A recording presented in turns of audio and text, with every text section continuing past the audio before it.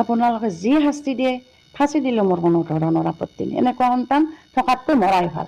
আমাৰ সমাজত নালাগে। আৰু মই সমাজত নি মই কৰিম কি? মোক সমাজে ঘৃণনীয় কৰিব, সমাজে ঘৰীয়া কৰিব, মোৰ ঘৰত কোনো মানুহ নাহিব। গতিকে মই সেই আৱৰ্জনা চপাই নলওঁ।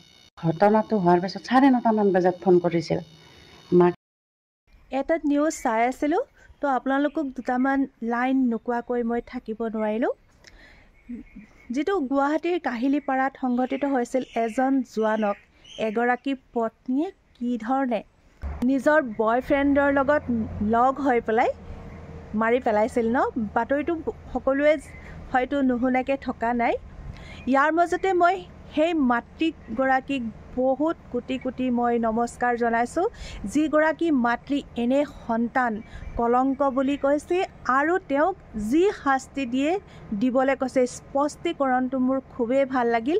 মই ভাবোঁ সেই মাতৃগৰাকীৰ যদি আমি সকলোৱে সচেতন হওঁ, সকলো মাতৃখিনিয়ে সচেতন হওঁ, নিজৰ ল'ৰা ছোৱালীৰ অপৰাধবিলাক লুকুৱাই নাৰাখি আমি এনেকুৱা প্ৰতিবাদ কৰোঁ মাতৃসকলে, নিশ্চয়কৈ অপৰাধবোৰ বহুখিনি কমি আহিব।